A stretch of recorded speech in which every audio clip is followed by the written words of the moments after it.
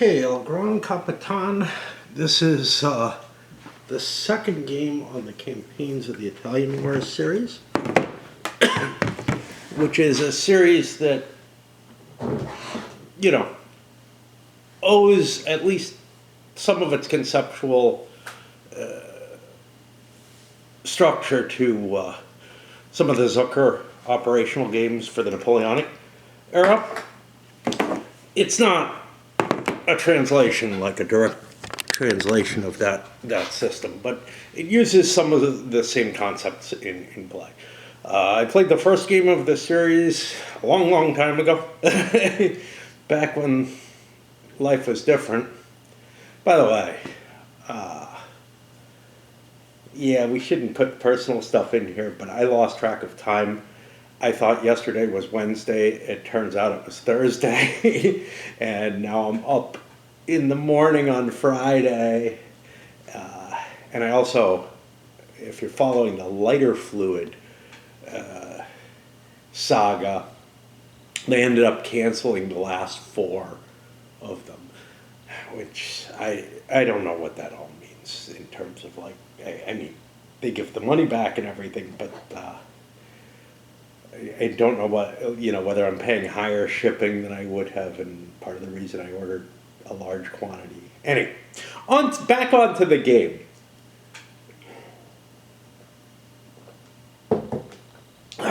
But I'm losing track of reality completely. Nothing to do with the lighter fluid. I played all of the scenarios except the what if a historical crusade for Naples or whatever. In part because this is a game that,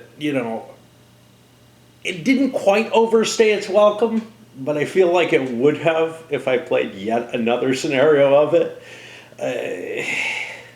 I have an easier time playing lots and lots of scenarios, or at least I used to. I don't know if I still would.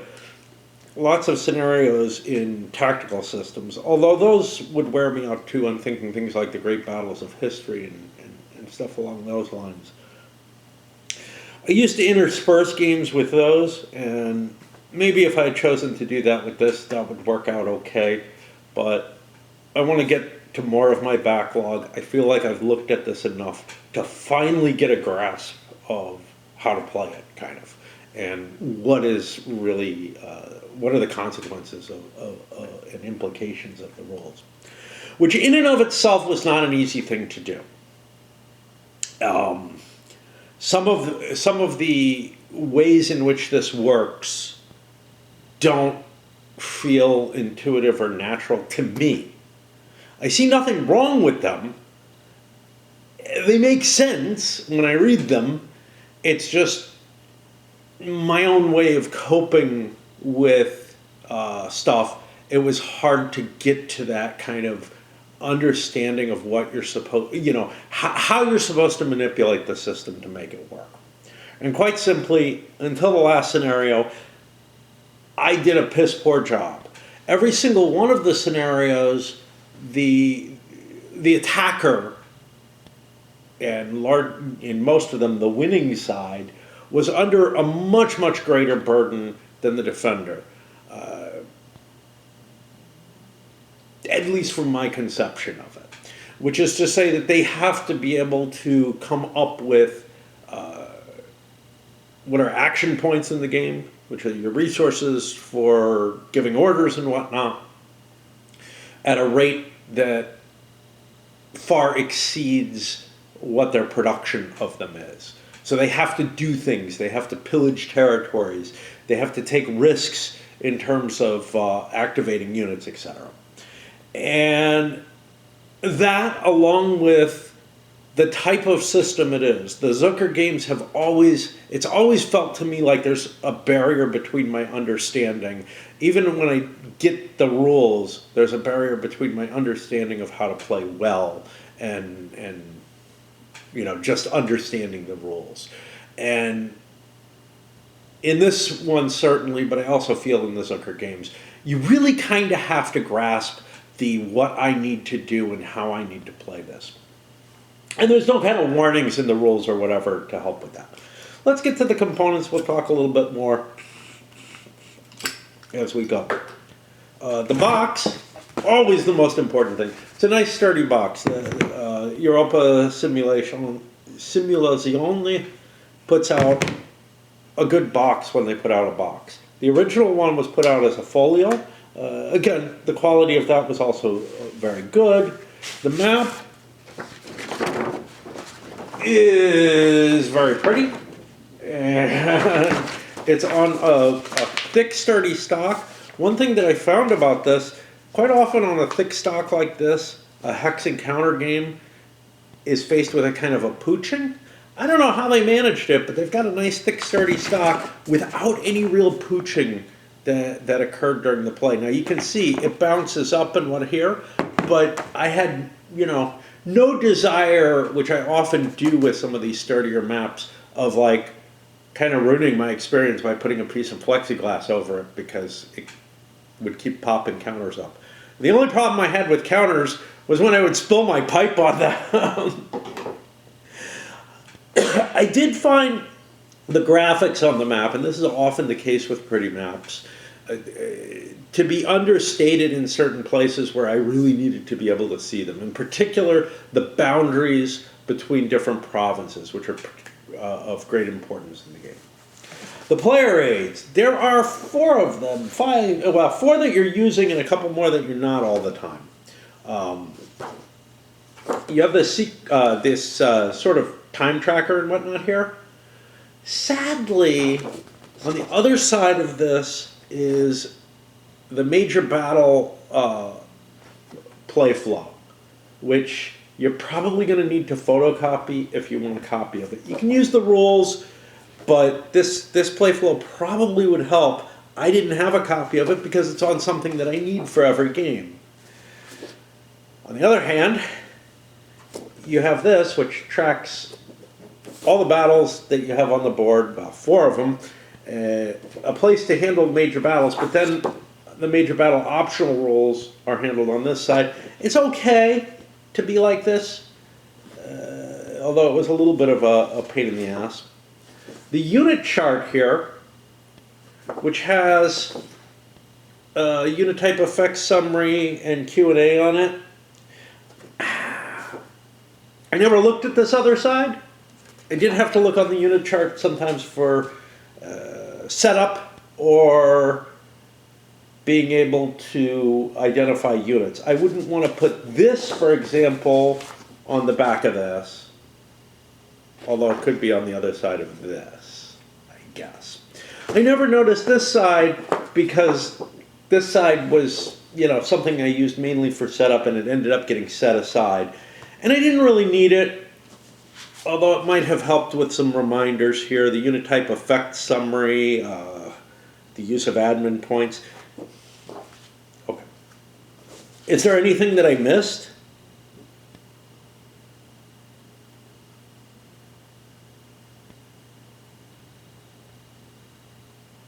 There are things I may have screwed up on there, but I don't feel like it was a matter of not having access to that information. It's a matter of things just passing by my brain, and unless you have a question, in which case you can look at the rules, I'm not really sure how much this sheet helped.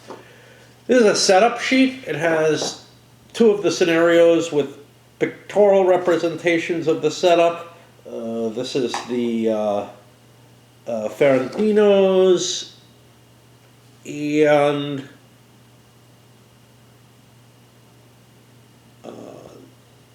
the fight for Naples scenarios, 2 of the historical scenarios that have complex setups. Very helpful. This certainly could have been put on the other side of this because you don't really need to be tracking time and where reinforcements are, rolling the weather or anything like that while you're doing this setup. This could be useful, though, as a play aid for people who want to be able to quickly see what the opponent's forces might be like. Terrain effects chart with a couple of combat charts on here. So now we're on the ones that I used a lot of. And yeah, there's 3. I thought there were 4. I was counting this thing, I guess. Oh no, the battle one I was counting.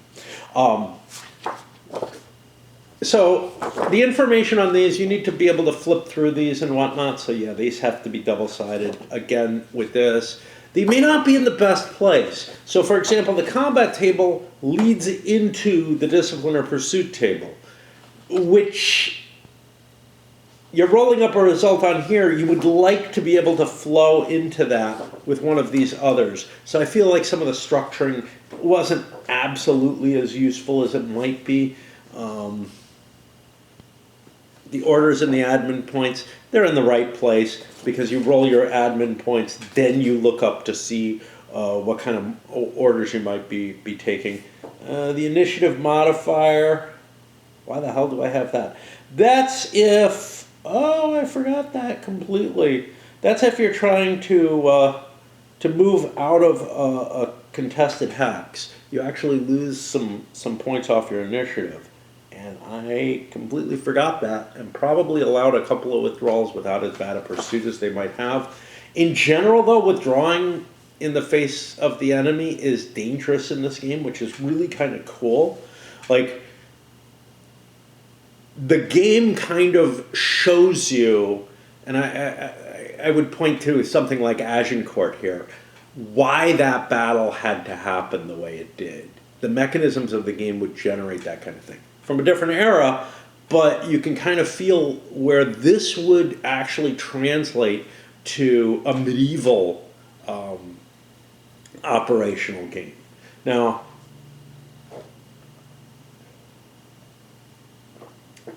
you can contrast that with, this kind of concept, which is a very detailed operational game. Again, feeling like it's coming down from the Zucker family of games where you spend action points to move units and stuff like that. This has a different mechanism, but it's related to that. Where you're playing in a hex encounter type environment and you're getting a lot of the detail of what's going on in terms of maneuvering and everything, to say Levian Campaign, which is a much more abstracted operational flavor of game. Although I really like Levian Campaign and I'm kind of an auto buy on it because of the things it covers, I think I actually prefer this kind of thing in terms of respect. And that's an important thing. I respect this game, I think, more than I enjoy it. And there's a lot of games you can put in that category. The Zucker games are one. Victory Games Vietnam is another. Trying to think of some others. This game covers a lot of stuff in a lot of detail in a way that I feel is accurate, right? And believable. And all that stuff. That's how you gain my respect. Sometimes you can also gain, it's also a way to gain me to liking the game. But on the other hand, the gameplay of something like Levian Campaign is, to me, somewhat more enjoyable. Even though I may struggle with the concept of like what I need to do in order to like succeed in my attempts of whatever I'm doing in both game systems, I find that gamier style that Levian Campaign has to kind of push me more towards trying to win the game. Whereas in this, I may be getting lost in the details and not really realizing how I actually effectuate the actions I want to try. But anyway, we're getting away from the components again into the important meat. You got a assault table, which is used for pretty much all the combat, except for artillery fire and charges, which are special cases, and then a couple other tables, discipline and pursuit. These are on nice stock.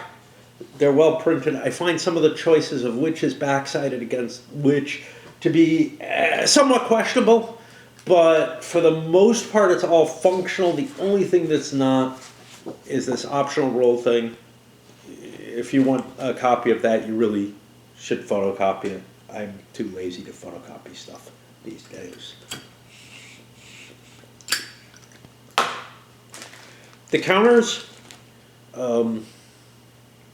Oh, something else about the map, along with the boundaries being difficult to see in terms of where control, in terms of what province you're in, the places where a couple of the control markers went for certain provinces also kind of added to that kind of confusion type situation for me.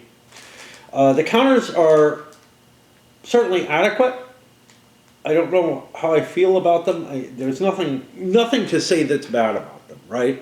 They're a reasonable normal thickness. They're attractive enough in their colors. I didn't really find too much. I don't think I found anything that really got in my way of enjoying the game from the counters, except it was a little difficult to find specific units. But that's because I wasn't relying on all the game aids. There's this sheet that shows you what each type of unit is, and sometimes I was trying to determine that using reasoning instead of bothering to go to the sheet, which added another, it added a little barrier to the setup. But look, the components are there. It's just my brain that's not there. You have these cards. You have, 24 double-sided cards. They feel like late Avalon Hill quality. A little thin. They're not, your poker quality cards or anything. They're perfectly sufficient for what they're supposed to do. The one thing that I have as an issue with them, although I think the solution here is better than in most of the Zucker games, when you start having lots of information tracked on little sheets per leader, etc.,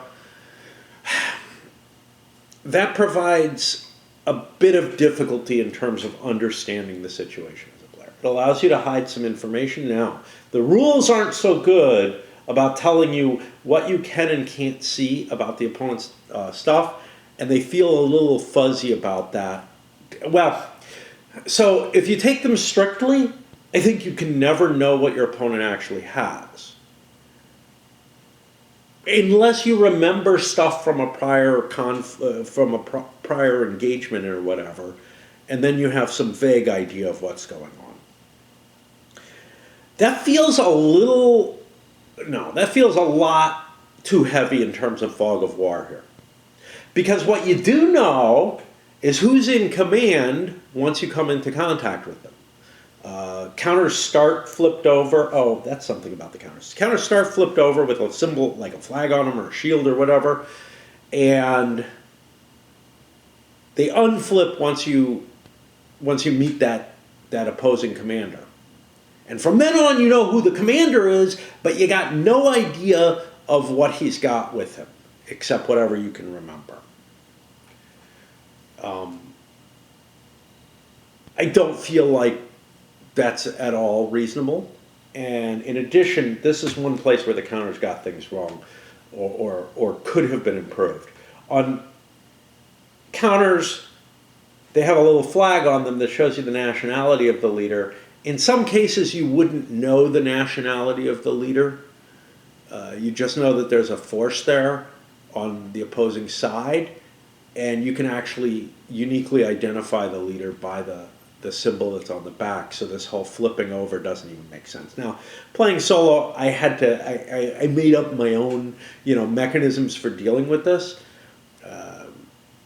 both for knowing who's where and what information they have on their card that I should be able to remember. But some of the information, so here's some of the things. Some of the information from like the setup rolls, right? You know exactly what's where, right? In the Ferrandino scenario, for example, you know exactly what's where and what you're facing. But the counter of the leader is upside down on the map, so you don't know the name of the leader, and you're not allowed to look at the card. So you have to kind of sleuth it out from the scenario instructions, which are I'm sure available to anyone, right? On the other hand, the things that are hidden from you are sometimes hard to believe that you wouldn't have that information just through scouting, through rumors or whatever. And there could be mechanisms to allow you to understand better what the enemy has in their force, but there aren't. And I'm okay with that either way. I just feel like what looks like the default situation in the rules of you don't know anything about what's on your opponent's card, at least that's my impression that I get from it, is way too extreme. And whenever forces split or whatever, would lead you into situations where you're assaulting a city without knowledge of what you're facing in it, and you just get totally trashed because you launch an immediate assault on it, and you just have no idea what you're facing unless it's a baronial unit. I need to pause for a bit. My pipe's done, and I don't know about how my battery is. I feel like, yeah, my battery's running low, and I want to give a good amount of information or chatter on this game at least. Okay. The rule book itself. It's printed on good quality paper stock. Very good. Maybe around the level of the gamers stuff that I used to love before they started printing on I don't know, fake paper. Whatever they're using. They're using some glossy stuff in more recent things, which I hate.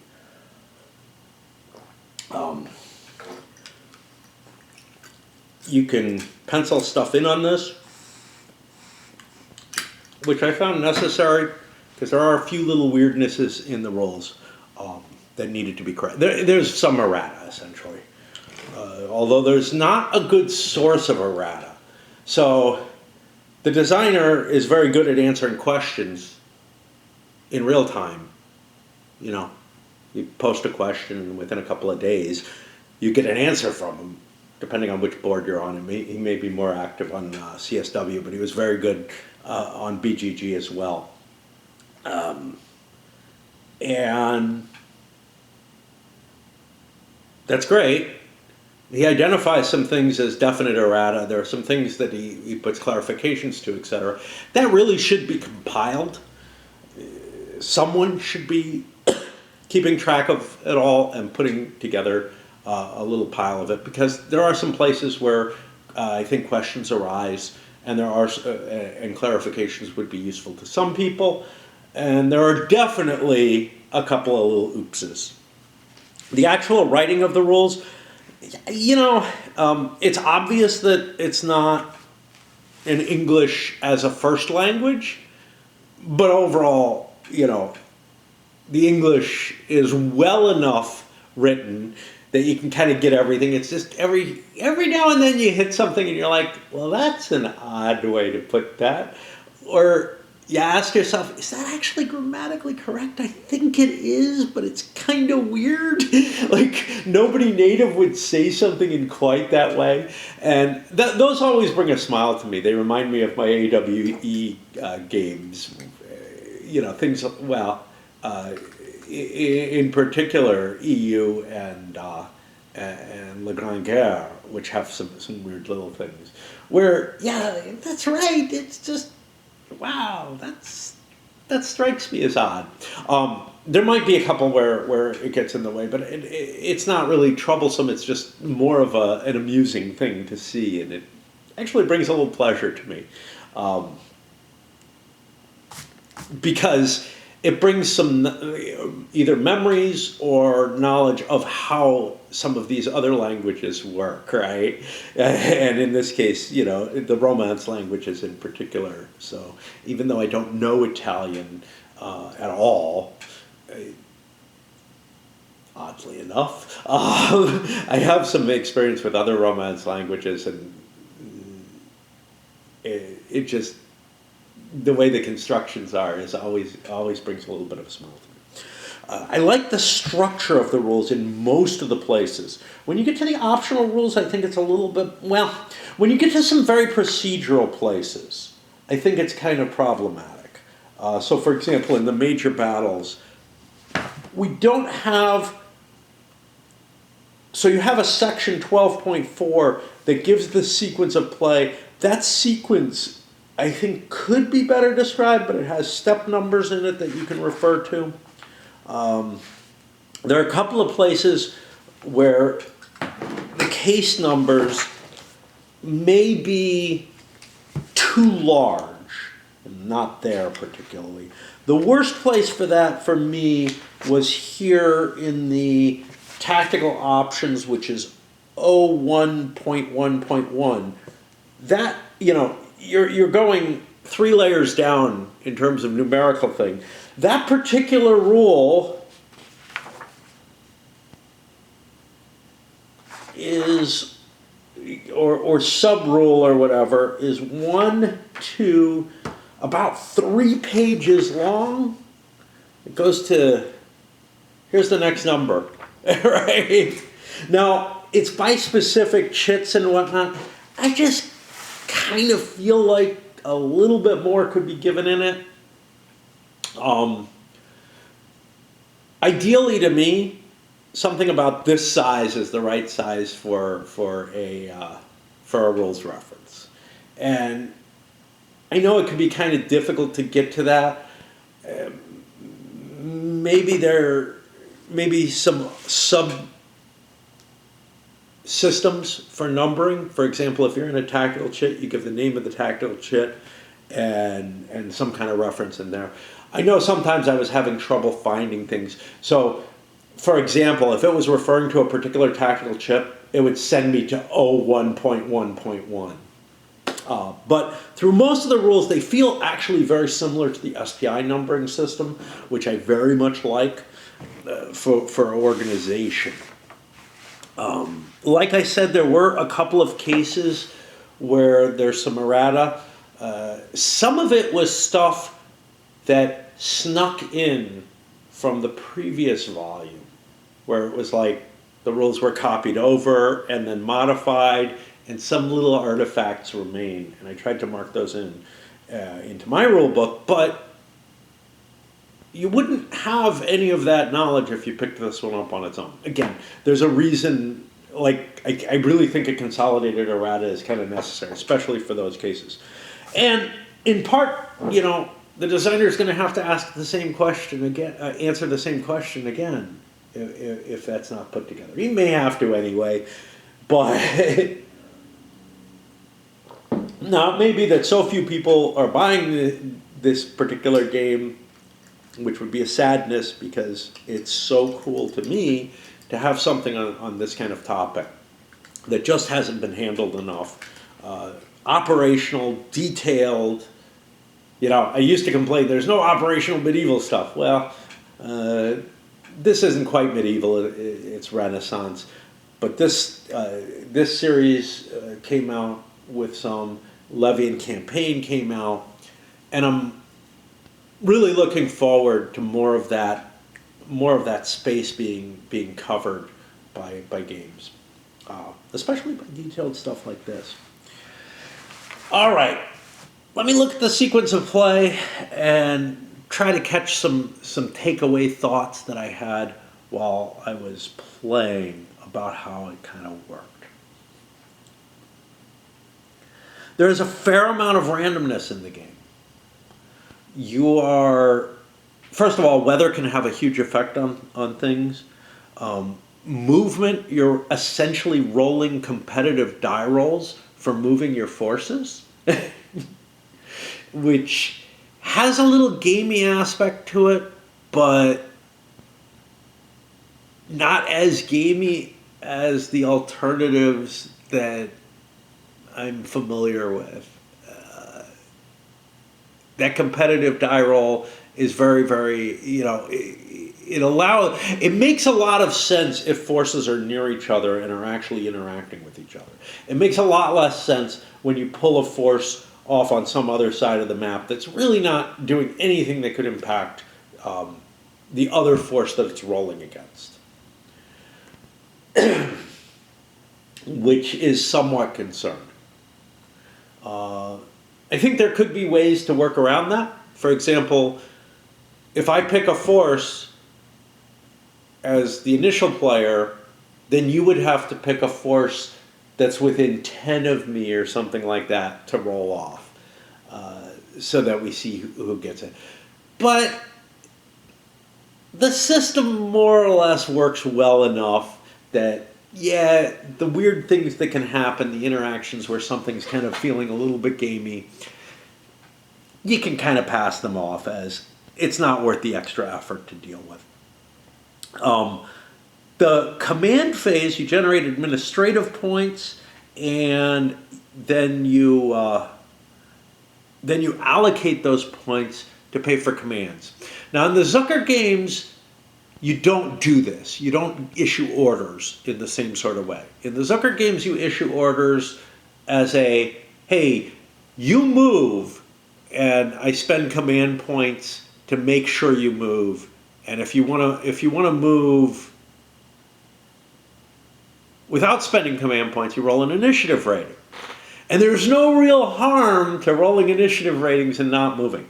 In this one, you issue command points to make a unit move, but if you don't issue command points, you issue command points to give a unit orders, and those orders last for a couple of turns, by the way. And if you don't issue orders, the unit basically, you have to issue orders. I feel like W there.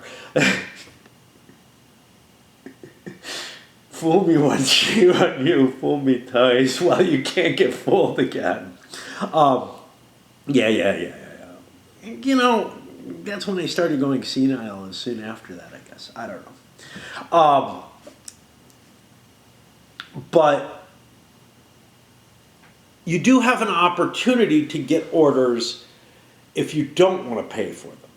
First of all, there are some orders that are free, which I think you can just issue without trying to force them. So that's not a big deal if you have whether you have points or not, you can issue a 0-point order.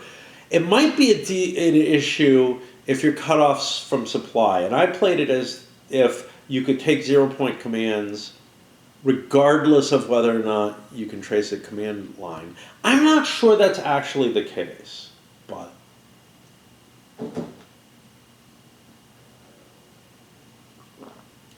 like I said, there's the rule set has a certain unfamiliarity to it, right? It's different from a lot of other things, and the Zuckers are kind of like this, that creates a sort of cumbersome feeling on me, at least. Like, I don't grasp it completely, and it's hard for me to hold it all in my head, or to even really kind of understand it all as I'm working through it. So I'll have something like that where I have a question, I'm like, funny I didn't look that up while I play. It's not very often that you're completely cut off from your command chain. But anyway, I allowed you to basically hold in place for no cost, which is actually pretty important. Now, if you force your orders, you have to make a discipline check on the units, and that won't destroy your units, but it'll demoralize them if they fail the discipline check. Discipline checks are kind of interesting because they use two different types of ratings. The unit has a quality rating, which is important if you have to make a discipline check during combat concerns. And it has a reliability rating, which comes into play when you're trying to issue orders or when you're trying to recover the unit. Basically non-combat concerns for quality. This allows you to express a unit's steadiness under fire as well as its willingness to, commit. So things like mercenaries and whatnot might have a very low reliability, which is an indication of, they're probably not willing to take orders unless they're getting the resources, money, etc., that they want, or that they're due, and trying to recover them to get back into battle again may be difficult. So it allows the game to express sort of the troop quality, as it were, in multiple different planes, and I like that a lot. I felt like in tactical games that's something that's often missing for this period and earlier, in terms of like, yeah, you have a certain quality which is like morale, but you also have a different quality, which is willingness to follow orders and danger of pursuit and stuff like that. And those need to be differentiated as well. So this pleased me to see that. You also receive your baronial units and give them orders at this point. Now, baronials are kind of interesting. You basically get them for each province you own, and you get a slow increase of them showing up in the provinces they come from.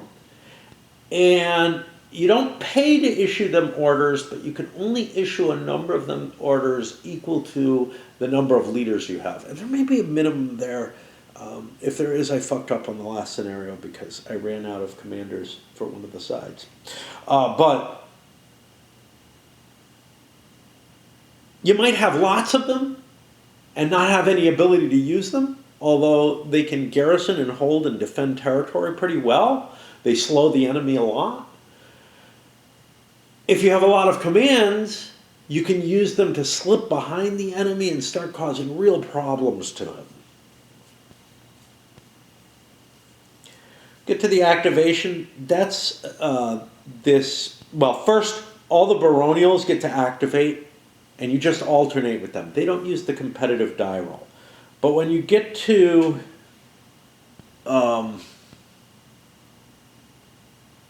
the actual field commanders, the card command, the commanders with a card, with troops on their card, that's where something kind of gamey can come into play, because you pick a commander, the person who went last picks a commander and announces that he's going to activate him. He points to him on the board or whatever. His opponent points to a commander to challenge him. They both roll a die. They deal with their initiative factors in that die roll and end up, and you want to roll low because you're subtracting off your initiative. And whoever gets the higher value gets to choose which of those two leaders moves. So you have a lot of control over the pulsing of play if you have a high initiative commander who actually is high initiative at the time and not like in garrison or something. And then when you get to make that choice, you're given some tough choices as to, hey, do I want to move this commander with good movement points, or do I want to force my opponent to move with lousy movement points because he had a bad die roll? And you have a lot of weird little consequences to this system, which I find kind of engaging, and I went into probably far too much detail with during the playthrough, but I do feel like it's one of the centerpieces of it. Eventually, both sides can. One side passes, then the other side gets to roll unopposed, which doesn't necessarily mean you're going to do better, but it does mean that the opponent's not going to force you to move with a. Well, it means that the opponent's not going to cancel out a good die roll of yours because he got a better result. There's a bit of complexity, cumbersome nature to how you coordinate your forces, okay? So you're not allowed to move into a hex with your own forces unless you're going to be able to absorb those forces and consolidate them. And the consolidation rules, I had trouble with at first. I didn't even understand that the Capitano Generale. You have one Capitano Generale for your forces. He's going to be the one issuing orders, and he has to pay a lot to issue his own orders, and he pays less to issue other people's orders. And his special ability is he can command as many sub-commanders as you like, and everyone else has to operate on their own. They can have other leaders hanging around with them, partying or whatever, but they can't have sub-commanders. This is very different from Zucker, and I walked into this with incorrect assumptions that it would feel more like the Zucker games, where a commander could take lesser commanders under him at a cost that's equivalent to basically their own prestige. And that's not how this works. Each commander is independent except for the Capitano General, and the Capitano General is able to have an unlimited amount of his subordinates with him.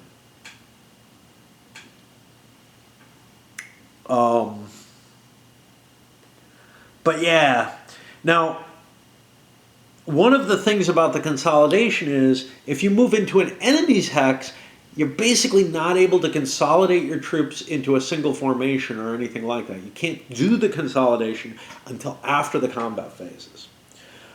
Which means that forces can gather together for combat, fight, and they're not able to coordinate effectively.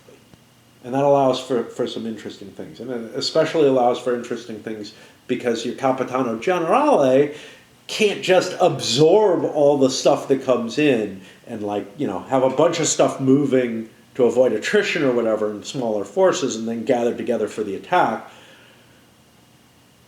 You have to take a little bit of time to actually gather your forces before you engage with the enemy. So as soon as you get close to the enemy, you really want to have your forces consolidated in the positions that you like. The combat itself is also a cumbersome mechanism in which individual forces will engage one another. And there's a distinction between the major battle, which is where both sides have a Capitano Generale, and skirmishes.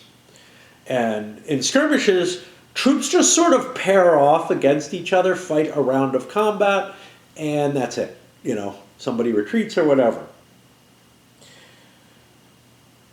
And sieges and whatnot are handled as per the skirmishers. And they end up with one die roll on the assault table.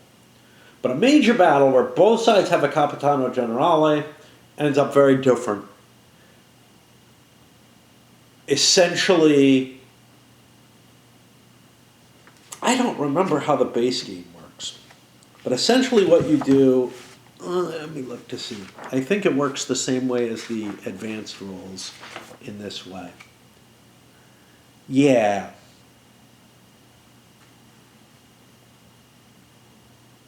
Yeah, essentially what happens is, again, you pair off individual commands within the major battle, and they fight one another. And this is a place where knowing what the enemy troops' strength is really a big deal, and you should kind of be able to see it on the battlefield. There's not much advantage to having the ability to declare what the engagement is if you can't look at the opponent's card.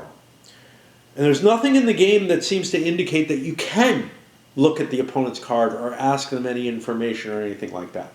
I changed that because I changed a few things because I don't buy it, right? And I'm not sure if that's what the designer intended, but it's not like there's a rule that says you may never look at your opponent's card. There's just sort of not one that tells you when you might, and when you might know that information. And you're allowed to reorganize your force of a Capitano Generale amongst your different commanders who are in your force.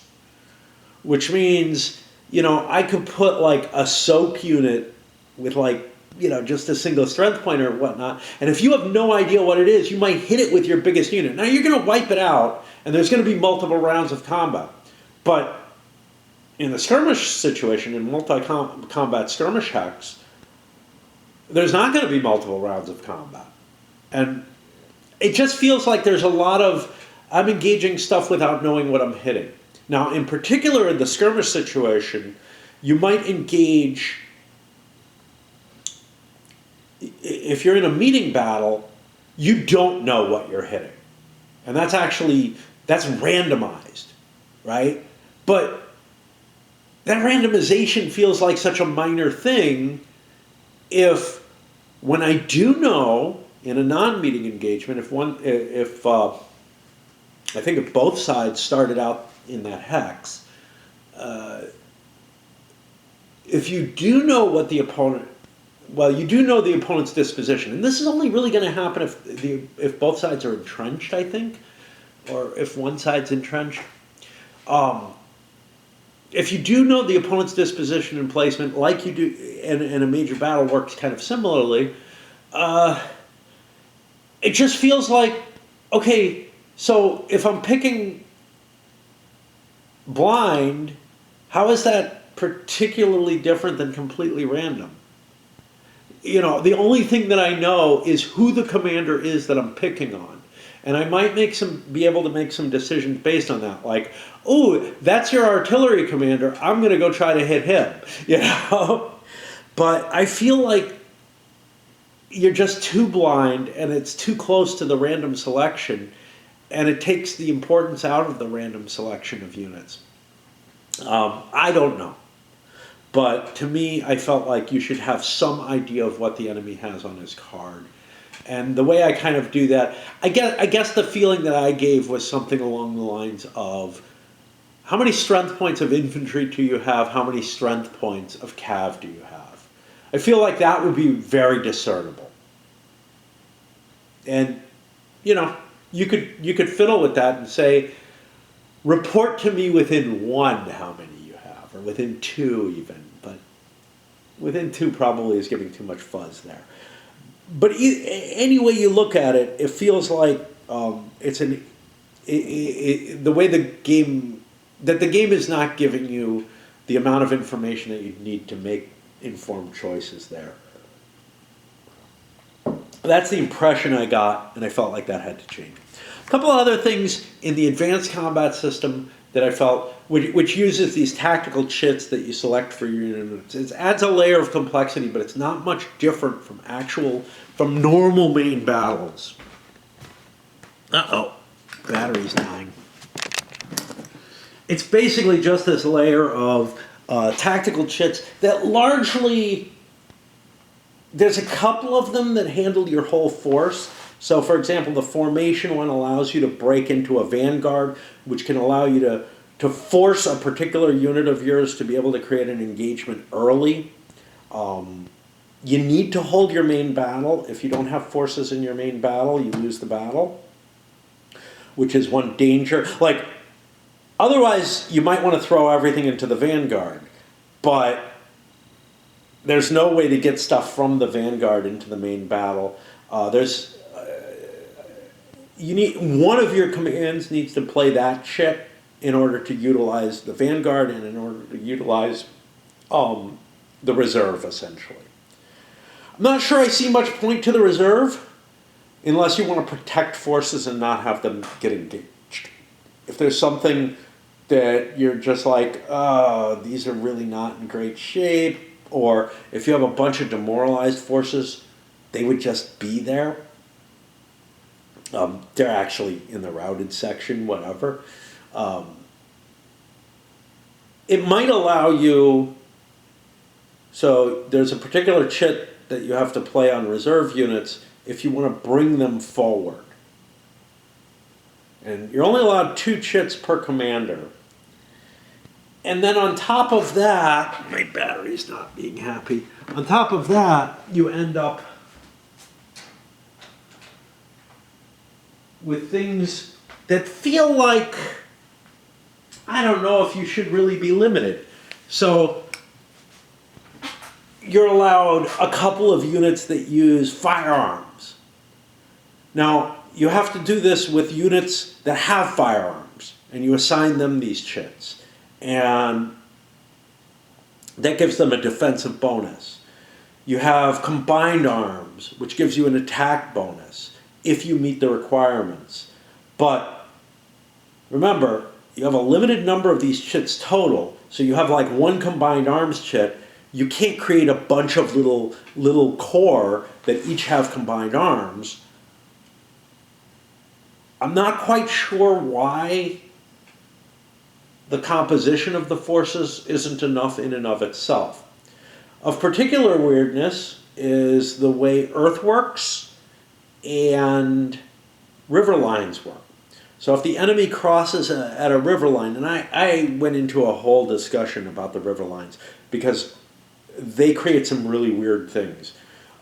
Basically, the defender gets a bonus for defending behind the river, but if an attacking, and this is outside the major battles, if an attacking force has enough movement points to cross the river, get into the enemy hex, and entrench, then the defender still gets the bonus behind the river, but the attacker, the guy moving into the hex, doesn't have to actually attack him. He can sit in his earthworks and say, no, you have to attack me. And I'm really not sure how that all works together. I tried to come up with some ways that are very complicated to make it fit my conception a little better. Another thing is, and this is in the major battle, and this one I raised with the designer, and he's like, yeah, well, sure, go ahead and house rule, and I like house rules, but it was if I'm defending an earthworks or behind a river, I have 2 chits that I'm allowed to play for free for those defensive positions, but they can only go on 2 of my core. So like, if I've dug earthworks, my whole force isn't there. Okay, fine. If I'm defending behind the river, my whole force isn't able to get the advantage of the river. This is part of my weirdness, right? Is that the river crossing affects the force that's defending, which the attacker might just select, right? Not the force crossing the river, as it were. But anyway, I don't find out that you were behind that river line, or that you got the advantage from the river line, whatever it's supposed to mean. My initial thought, my intuitive thought is you're defending behind the river or close to it. You're waiting, you're in a position that the enemy would be able to see. I don't find out that you're sitting in earthworks until I hit you. Now, you might convince me that the earthworks I don't really know until I'm too close for it to make much difference. But it's real hard for me to be convinced that, yeah, I just didn't notice that the river was there, man. I don't know. These kind of interact in a weird sort of way. And again, I tried to come up with some options to handle them. Ideas that, like, the defender has to expose which units are behind the earthworks and which units are behind the river line, if they're going to get that advantage, and therefore it's available to the opponent. That's along the lines of, I know what troops you have, more or less, before I engage you. Should I? I don't know. In the skirmish battle, I'm hitting things at random. In a meeting engagement, maybe it makes sense that I got no fucking clue what I'm hitting. Maybe. But I chose to make some modifications to that. It is possible for forces to remain in the same hex. For example, if 2 forces are both entrenched, it might be the case that neither can attack the other. No, one is going to be able to attack the other at the very least. There's limitations. You're not allowed to. Well, no, wait. If you're demoralized enough, but if you're forced out of the hex, you generally have to take a pursuit check. One of the chits in the major battle is something called muster, I think, which feels a little weird, but it allows you to maybe retreat from the battle without taking full pursuit losses. Maybe. The siege resolution in the game, it's possible for a moderately large force, for a moderate sized force, to take out a baronial unit that's defending a hex, that's defending a fortified hex. There's some risk to it. It is almost impossible for any 2 forces of any size, for a force of any size to be dislodged from its hex, unless the enemy has siege artillery. And there aren't a lot of siege artillery available in the game. Okay, no. Unless the enemy has artillery. But what you can do is you can starve the enemy out. And that ends up being the way most sieges are proceeding for the most part. What this means is things are kind of slow. There's, you're not seeing rapid movements across the board. And you shouldn't, right? I'm not raising this as some critique or anything. I say a lot of things that way, where it sounds like I'm accusing the game of something. No, I'm trying to explain what's going on. So that creates a kind of feeling of stasis throughout the game. It's a slow-moving game in a lot of ways, but it can be rapid. It's possible you bring a force in, you have your artillery, you have your siege engineers, you have your siege artillery, and you can blow through and force forces to surrender relatively quickly. But you're not going to have a lot of artillery between your forces. So you can advance along one path. You are slowed down by the fact that the attack order, well, first of all, the attack order, it's very expensive. And when you conduct an attack order, the next turn that you issue orders, you get a previous attack, well, the next 2 turns, you get a previous attack marker. There's some gamey ways you can kind of try to avoid that, but they don't really, they allow you to have some situational advantages. They don't really give you any great advantage by doing it this way. You take the attack order. If you want to take another attack order, you have to make a discipline check to do so. And that slows your forces down more. In addition, when you fight a major battle, if you win it, you end up getting a retreat order. There were a couple of rules, not a retreat, a no-move order, which means you're stuck after that battle recovering. And some commanders can avoid that. Commanders have special abilities. Oh, this was something.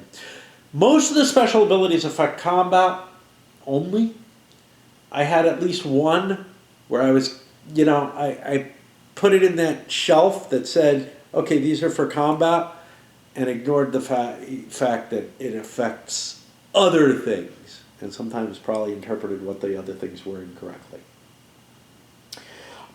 That's some of the cumbersome nature that faces me, that I'm like, yeah, I shouldn't have a problem with this, but I do. What am I supposed to do? Victory, so the scenarios, let's talk about the scenarios for a little moment. The scenarios have reinforcements, some special rules going with them and whatnot. I found the conditional reinforcements or some other aspects of the special rules, etc., kind of got in the way. It was really the conditional reinforcements. There were reinforcements that would come in not where I expected, or that I had to do something for them to be operable. Even if they just come in where they're not, where you don't really expect them, or where you're not planning for them, you end up in a position where maybe you're not able to utilize them well because the points aren't available because you're split off from your supply source or something like that, and that can cause you a lot of difficulty. Another thing that was big for me was coming to the realization that, look, sometimes you just have to issue orders when you don't have points, and you have to deal with what happens from that. Your force probably won't disintegrate due to that, but it might. Overall, like I said, I respect this game more than I enjoy it, but unlike some games that I say that about, I do enjoy this. I do enjoy what this does. It's funny, the poster child for that I don't agree with at all is Imperium Romanum 2, which I take the other way. I enjoy it more than I respect it. I don't think it gives historical results at all. I think it lacks in believability, but I had a lot of fun playing it multiplayer, and found that I could get people who were not wargamers to play something that had a lot of wargamey feel to it. But I find the maneuver combat, the restrictions on, you know, forcing you to attack and having to be on the roadways and everything, just made it not a particularly believable game in certain ways. But that's going besides the point. This is more in the nature of Vietnam, which I point that out. I've had fun playing Vietnam. I'm not gonna. It's just that that big campaign ends up lasting too long and overstaying its welcome. The cumbersome nature of the game gets in my way, and I end up not feeling like I can make good decisions, etc. And so this, with its smaller scenario structure, I feel like I'm playing as much as I can of the game, and I'm not playing something that's too big and too cumbersome, at least not the last time that I played it, when I actually had a grasp of how to do things. But getting that grasp of how to play effectively, I keep my damn battery, every time I fucking sit down, it goes off, it stops charging.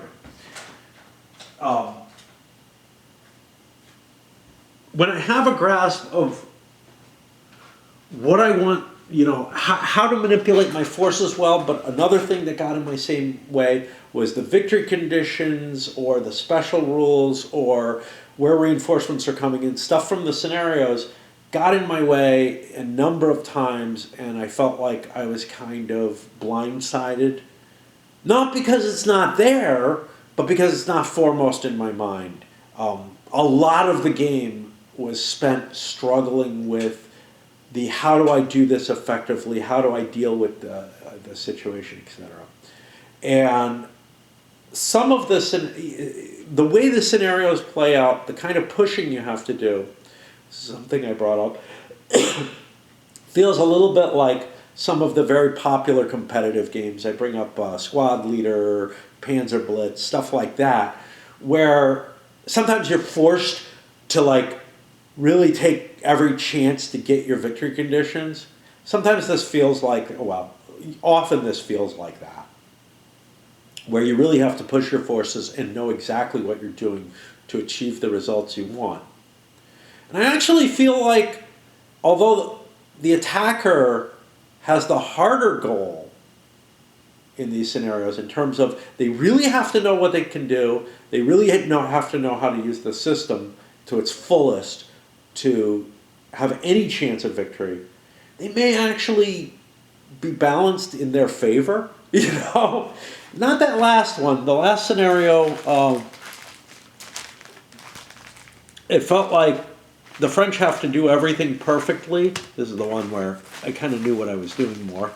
The French have to do everything they can perfectly, and they have to get a fair amount of luck in it. Some of the others I was sitting at playing, and I'm just like, I don't think I can do this. But now looking back, I'm like, yeah, you know, I'm pretty sure that I could have manipulated the game correctly in order to at least have a fair chance of victory, and perhaps a better than fair. All right, that's it for El Gran Capitan. We're going to go for a replay of Virgin Queen, I think, next, because Tanto Monta left me with some interesting questions about did I approach Virgin Queen all wrong? And I'm actually not sure I did. Like, I've read most of the rules of Virgin Queen. They're not as painfully chromy as Tanto Monta. But I'm actually not sure. I actually think that Tanto Monta might suit at least the game style I approached it with better. And almost, I don't know. We'll see. We'll see what I come up with out of that. And I may not finish that sucker simply because I'm there to answer a question in my own head more than you know, a question of did I approach Virgin Queen incorrectly as a competitive game like Here I Stand, rather than as a big look at all this cool shit that's happening like EU. Tanto Monta worked better for me once I started switching over to that latter style of play. Just not worrying about trying, you know, and I ended up with the game ending up in an automatic victory, which maybe my first Here I Stand did as well. But I feel like Here I Stand, when played by people who know what they're doing, is very much like the coin games. You can maintain a balance of power, and it comes down to the last turn or whatever. I don't know. It's been a long time since I played that. But somebody mentioned you'll probably end up playing Here I Stand again. I hope not, because I've played that a fair amount of times, but I don't remember a lot about it as well. Ah, well. I'm wondering. All right. Let's send this up.